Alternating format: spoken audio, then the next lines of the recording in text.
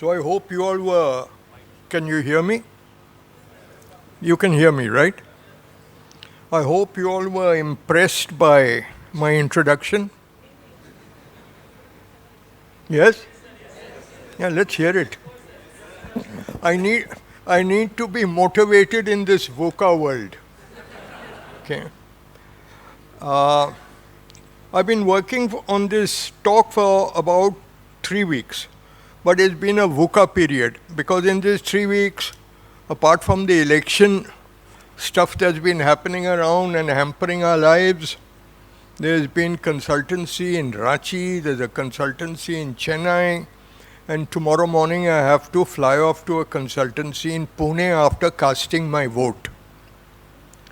And here I was thinking that as I went older, that I will finally reach some stage where I can put my feet up and relax. The truth is what Kali said earlier. I'm sorry, I'm calling him Kali because we are close for many years. You're Mr. Mahapatra. Okay, and this VUCA world is the new normal. And anybody who wants to work is condemned or, if you like, excited by what it has to offer you. So I was talking to Kali, and when I heard his introductory speech, I love this clock over here that keeps me going, except I have to go up on my toes to see it. He told me what he's going to cover in the introduction, then I said, then I better pack up and not bother, because in a way in his introduction he's covered it all. So then I had to do some real work. And my talk is broken up into 3 parts. The first part is, he said, no, you must give concepts. So I'm giving a few concepts, or not much. The major part of my talk, because he said that the audience will mainly be practicing people like me. Some will be practicing consultants, some will be practicing academics, large will be practicing HR managers, non-HR managers. So I'm going to share one case study which doesn't focus so much on the digital world because it's being covered by the rest, but focuses very much on the HR part, the human relations part of bringing about change in a VUCA world. So that's the major part. And finally, a few learnings that I got from this experience. Okay, so this is the overview. Let me start. And if there's time, then I don't know what the format is. Questions later or? Okay, all right. So I first came across this acronym VUCA in 2014. And by now we all know it stands for volatile, uncertain, complex, and ambiguous. And we've forgotten that some short years ago, 6 years ago, it was something completely new. And the VUCA world we now know is a place where the rate of change is very fast, where there's a surfeit of information, yet people are uncertain which information is relevant, and prediction becomes very difficult, as there are so many factors to take into account. Until 2016, that's from 2014 onwards, 2012 actually, but 2014 onwards, requests for consultancy directly or indirectly referred to the impact of VUCA. For example, there was a request to develop people in emotional agility, with specific focus on influencing skills, which you know is an integral part of leadership, and covering areas like negotiation, delegation, collaboration, etc. Now, these are not new areas to us. So why were these consultancies coming for the same old ideas?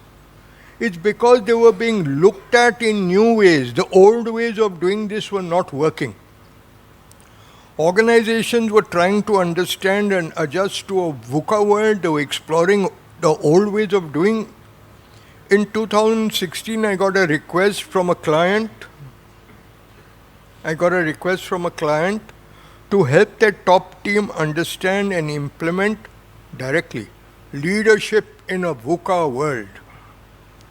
And later in this talk, I'll use this consulting experience because it's the richest that I've had recently to illustrate what could help to bring about successful change in a VUCA world.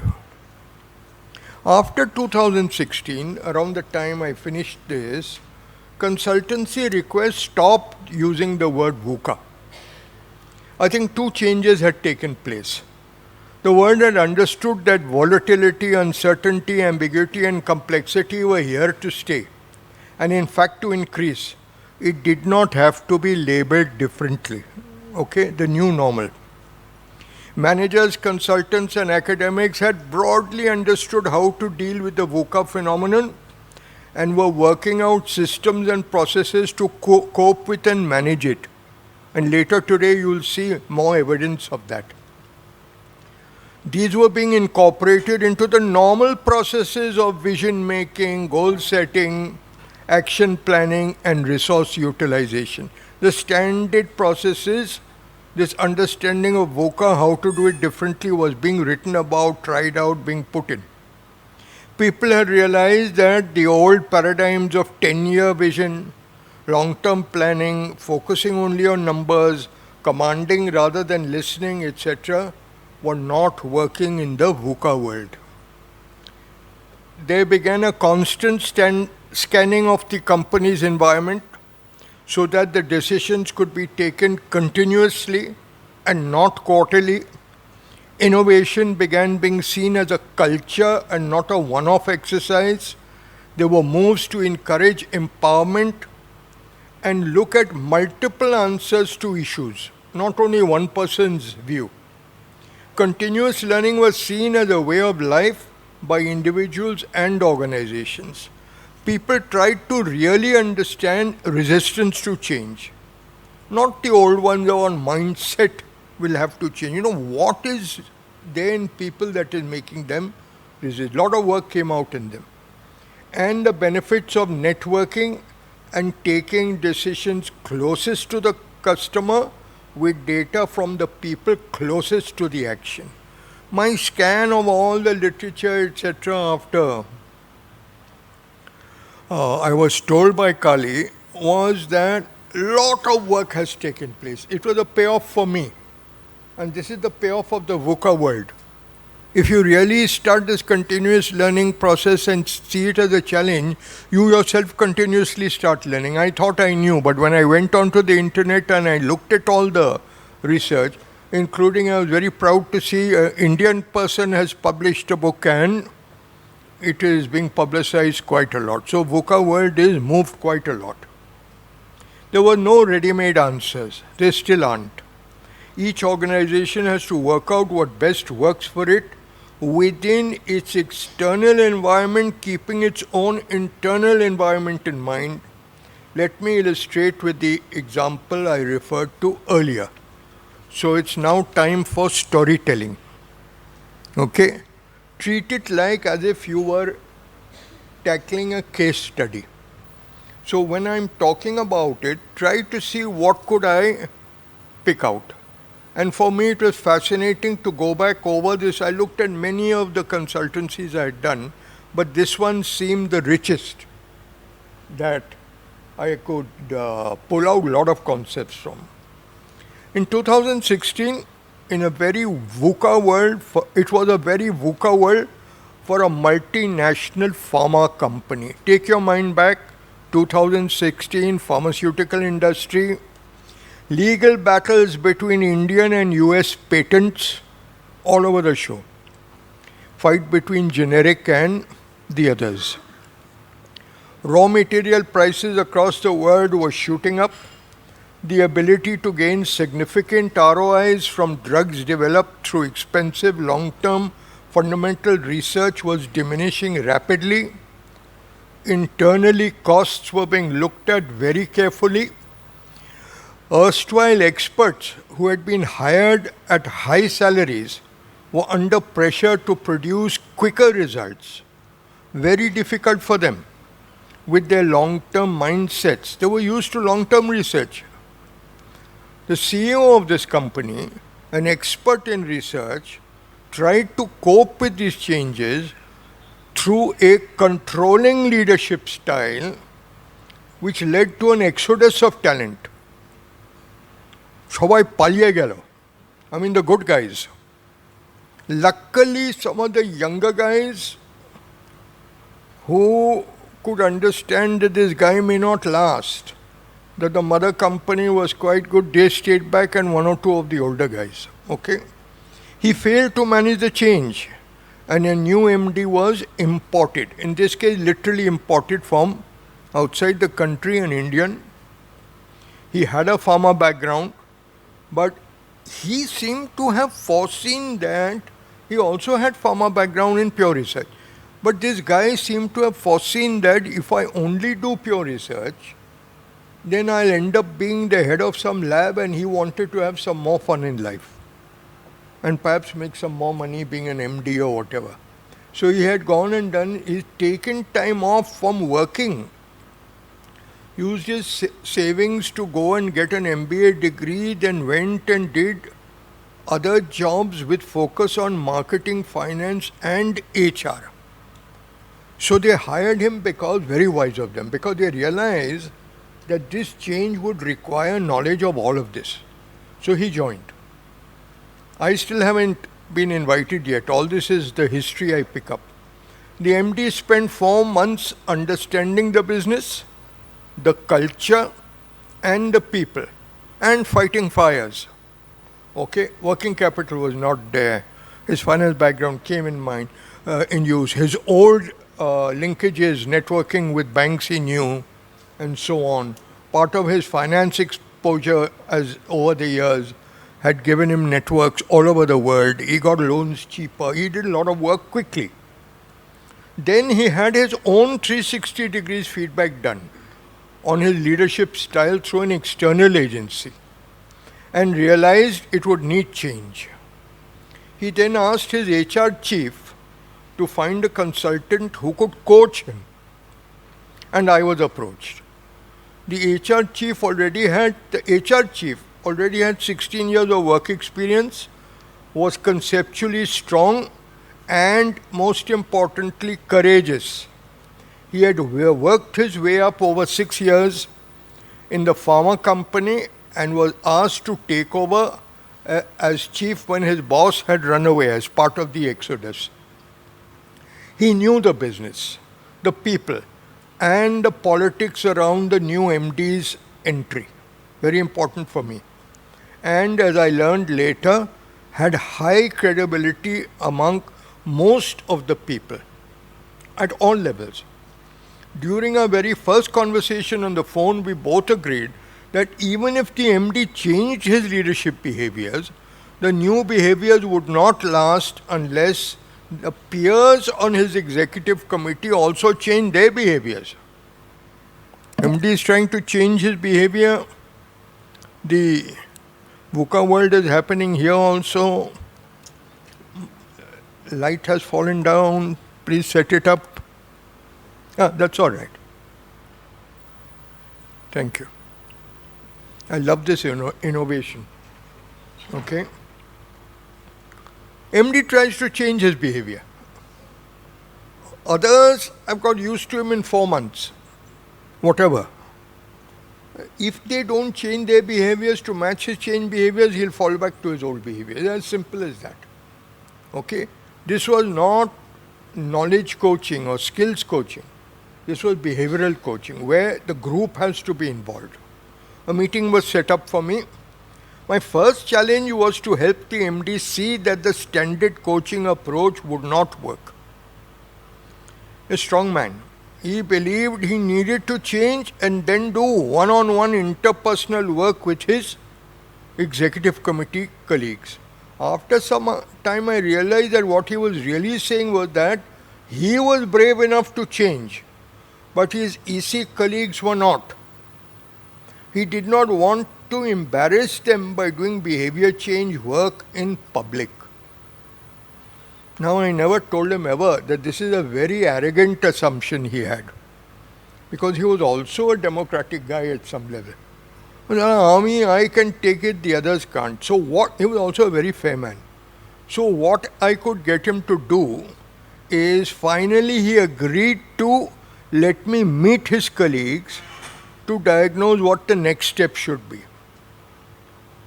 I came back and met them individually for over an hour each. All of them were eager to spend time with me to talk about their own fears and pressures, and agreed to doing what was called a team building workshop together. Okay? They were not unpad people. They were all people who were in touch with the world. Separately they were trying to struggle, but separately nobody could manage the change. And they agreed. The MD was surprised, and my next challenge was to help them to find 2.5 days for the workshop. I insisted we finalize the dates before I left. Otherwise, this is painful work, it will get postponed.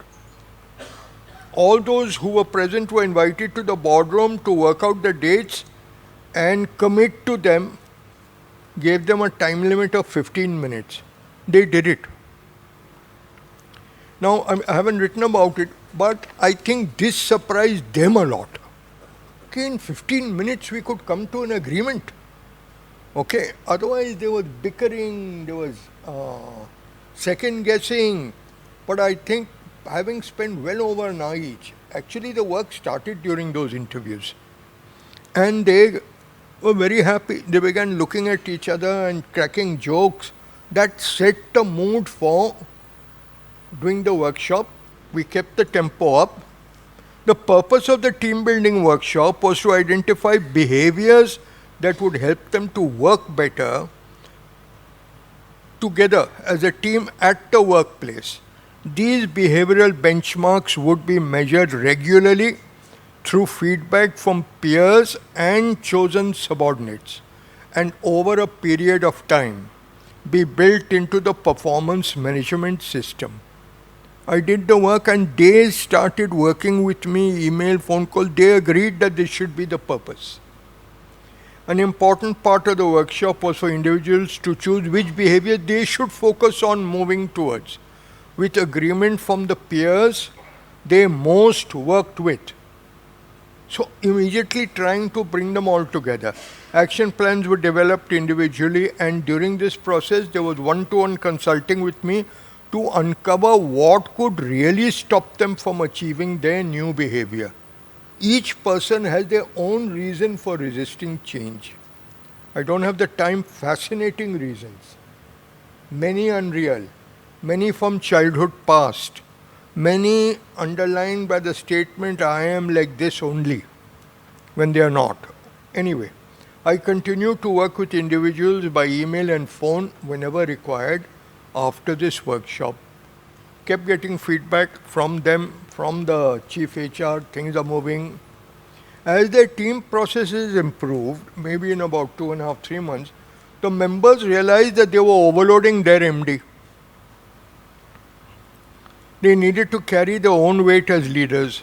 One of them found an instrument on the net called Leadership in a VUCA World, and it seemed to suit their needs. They were working a lot together.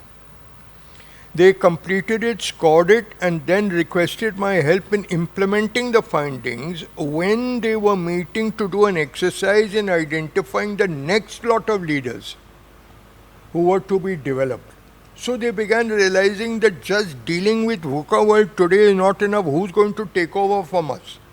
Because I told them, I hope you intend to be promoted. They said, yes. So how many of you will make it to MD? One. So do you want to be chosen by this multinational company all over the world for promotion? Yes. How will you be chosen if you don't have a successor? They're absolutely right. So they did an exercise to find people. Together we created a 1.5 day workshop where this could be done, and I helped them to implement it, including dealing with the politics of development plans. Now what are these politics?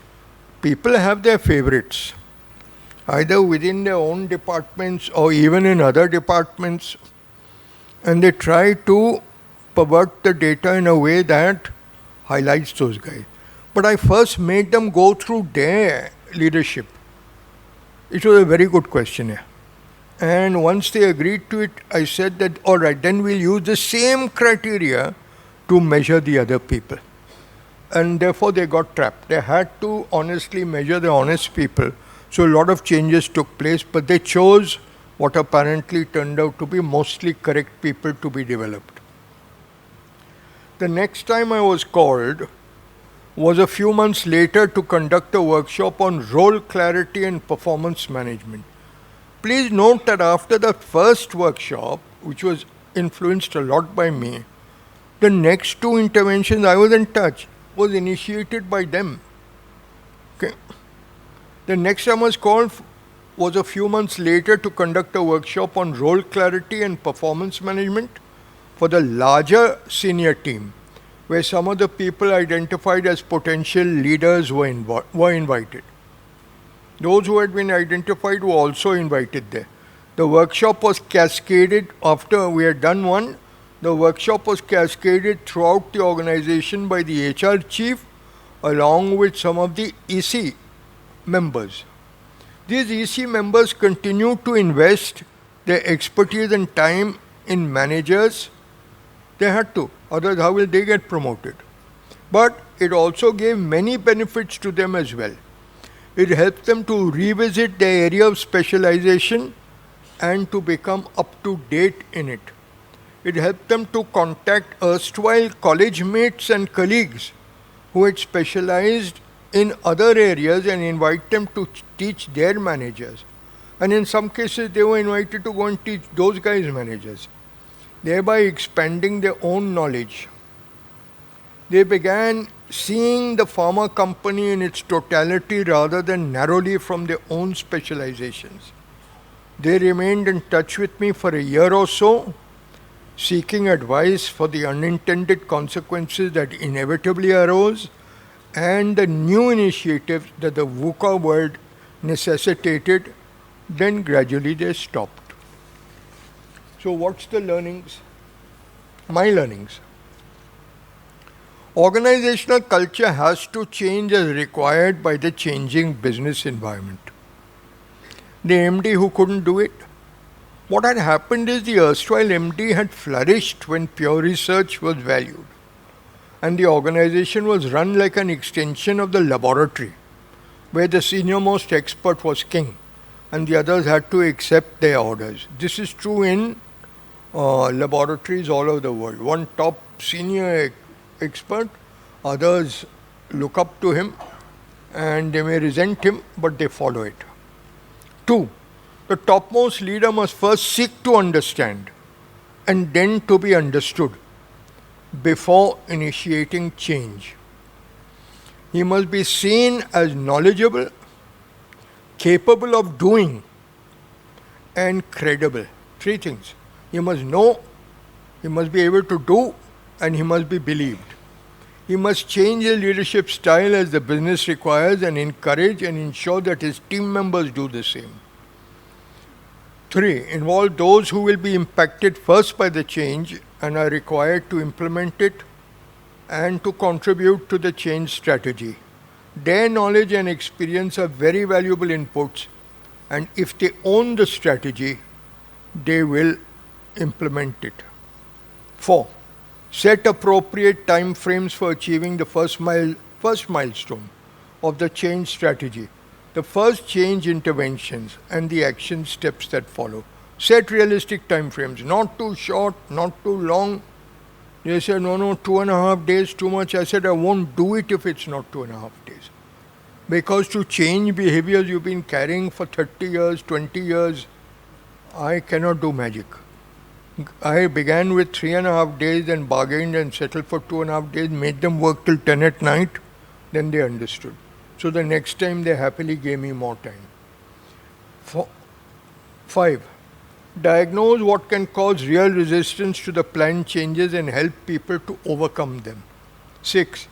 Acknowledge there will be a political reality and build it into your change program.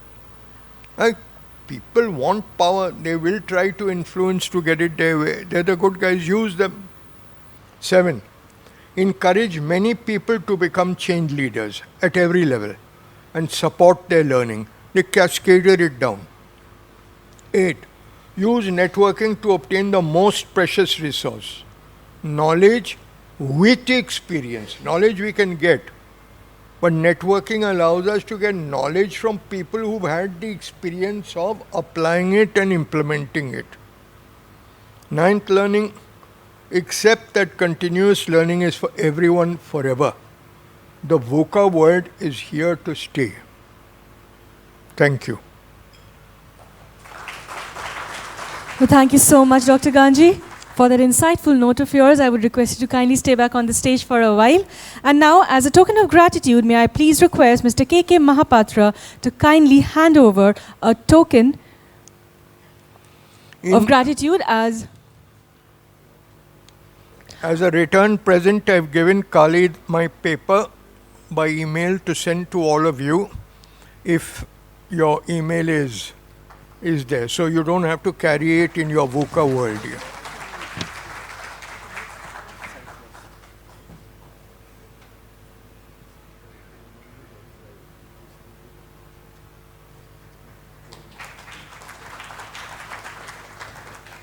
Thank you, sir. Thank you, gentlemen.